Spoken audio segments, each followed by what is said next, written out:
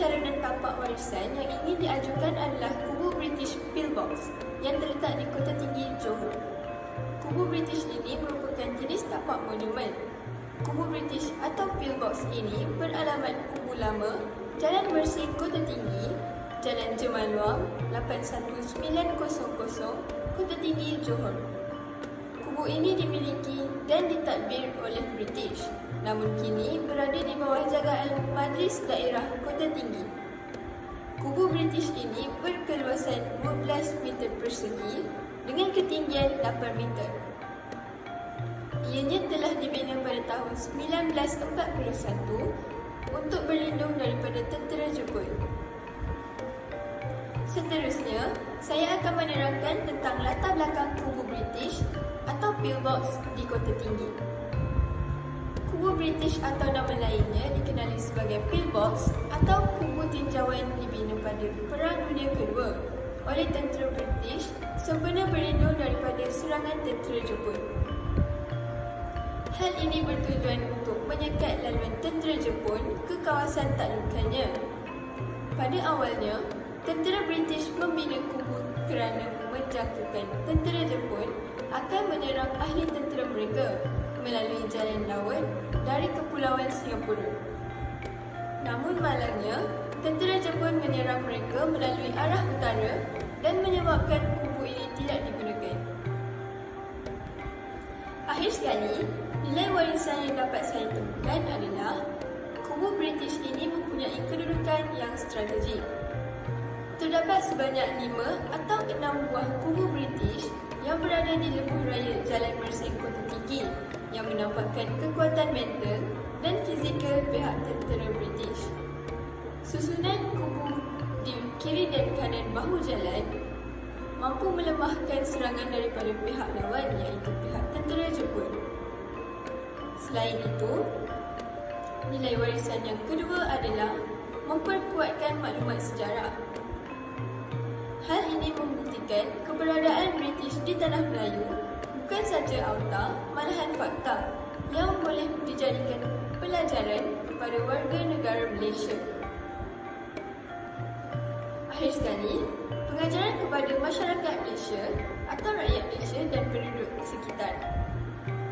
Walaupun kubu merupakan sejarah hitam kerana banyak berlakunya peristiwa pembunuhan dan tembak-menembak, namun pengajaran yang boleh diambil adalah usaha dan tindakan pihak tentera British untuk mempertahankan kawasan jajahannya. Pencalonan objek warisan. Nama objek Kerambit, jenis objek warisan ketara, tempat ditemui Hulu Terengganu, nama pemilik Cik Nur Atisha. Usia objek 35 tahun. Kerambit ini merupakan senjata warisan yang diserahkan secara turun-temurun oleh keluarga Cik Atisha. Senjata ini harta pusaka keluarga, akan tetapi Cik Atisha ingin menjualnya kerana senjata itu sudah tidak dapat digunakan lagi oleh ahli keluarganya. Latar belakang kerambit. Kerambit merupakan sebuah senjata khas yang digunakan oleh rakyat Minangkabau sejak zaman dahulu dan dibawa oleh perantau Minangkabau ke Tanah Jawa, semenanjung Tanah Melayu dan sebagainya. Kepentingan kerambit. Kerambit penting dalam sejarah berhubungan yang terbentuk di antara rakyat Minangkabau dan rakyat Tanah Melayu. Seperti yang tertulis dalam sejarah, kerambit ini dibawa ke Tanah Melayu oleh perantau Minangkabau yang merupakan seorang pengembang agama Islam. Selain itu, kerambit ini mempunyai nilai budaya dan estetika. Hal ini kerana kerambit merupakan senjata turun-temurun yang digunakan oleh pahlawan pendekar silat. Nilai warisan. Yang pertama, kepentingan sejarah perhubungan Malaysia. Seperti yang tertulis dalam sejarah, kerambit ini merupakan sebuah senjata yang berasal daripada Minangkabau dan disebarkan penggunaannya sehingga ke Jawa dan Tanah Melayu oleh pengembang agama Islam. Ciri-ciri budaya dan estetika. Kerambit mempunyai reka bentuk yang menarik dan unik di mana kerambit direka dengan bentuk yang melengkung seakan-akan sabit dan mempunyai bilah yang bermata dua atau sebaliknya. Putu merupakan sejenis makanan tradisional yang sangat terkenal di negeri Sabah. Piutu ini juga turut dikenali sebagai putu. Piutu ini berasal dari negara Filipina dan menjadi sangat terkenal di dalam kalangan kaum Suluk dan kaum Bajau di daerah pantai timur Sabah seperti Semporna, Tawau, Lahad Datu dan juga Sandakan. Makanan ini diperbuat daripada ubi kayu dan kelapa parut serta diperah airnya dan dikukus. Masyarakat Suluk dan Bajau menjadikan pitu ini sebagai pengganti kepada nasi. Pitu ini biasanya dimakan bersama ikan atau ayam panggang, kima, sagul dan beberapa makanan laut yang lain.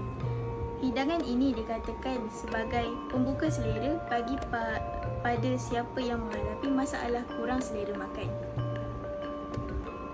Terdapat 3 nilai warisan yang dapat dijelaskan. Yang pertama ialah dapat menghubungkan dua buah negara. Ianya dapat menjalinkan hubungan baik seperti pengkongsian makanan warisan dari negara Filipina dan juga negara Malaysia. Yang kedua ialah kepelbagaian suku kaum. Dengan adanya pitu ini dapat mengeratkan kepelbagaian suku kaum di negeri Sabah, sebagai contohnya suku kaum Suluk dan juga Bajau. Dan yang terakhir, dapat meneruskan budaya kepada generasi baru. Sebagai contohnya, ianya diajar secara tidak langsung di rumah dengan berkongsi resepi serta cara memasak kepada anak-anak.